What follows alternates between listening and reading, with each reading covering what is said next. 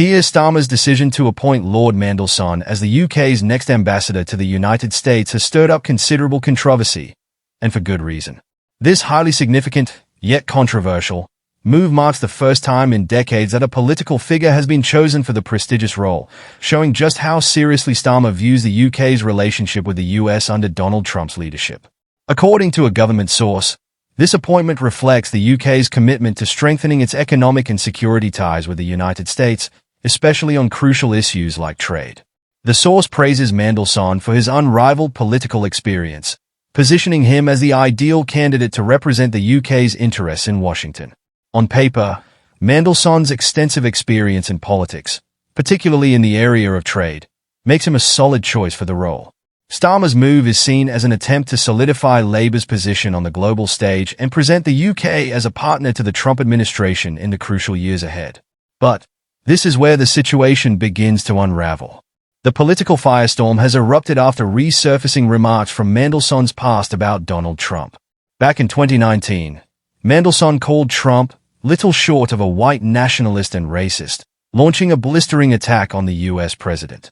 Mandelson's words were as blunt as they were damning, as he went on to say that Trump would never be viewed by the British public as an embodiment of their values.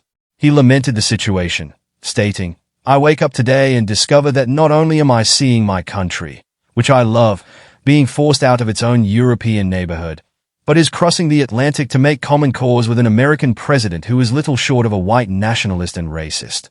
Mandelson did not stop there. He also referred to Trump as a reckless leader who posed a danger to the world. These scathing remarks directly clash with Starmer's decision to send Mandelson to the US as the UK's envoy. Not only does this place Starmer in a difficult position with regards to Trump's administration, but it also raises serious questions about Labour's diplomatic credibility. How can Starmer reconcile appointing someone who has expressed such vehement disapproval of the sitting US president? This shocking revelation has thrown a wrench into Labour's plans to mend its relationship with the US. While Starmer's administration was hoping to demonstrate a fresh, pragmatic approach to foreign policy, Mandelson's past rhetoric on Trump, now exposed to the public, undermines the very foundation of that plan. How can Labour now pursue a cordial relationship with a president it openly criticized through one of its top officials? But the problems don't end there. Mandelson's views reflect a broader challenge Starmer faces as he seeks to establish a clear, consistent vision for the UK's international relations. With this appointment, Starmer has placed himself and his party in an uncomfortable position. Is he prepared to defend this choice? Or will this decision backfire as the UK's relationship with the US becomes strained?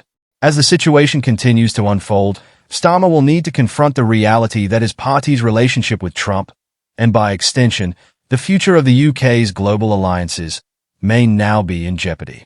This entire saga highlights a serious question for the UK's political future. Can Starmer be trusted to lead the country through these difficult diplomatic waters?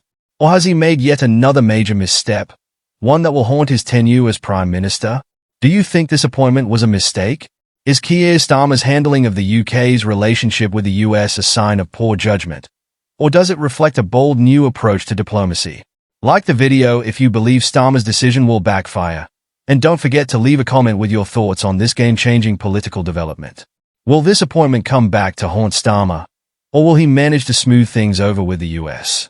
Let's dive into the political implications of this bold move and its possible consequences for the future of British diplomacy.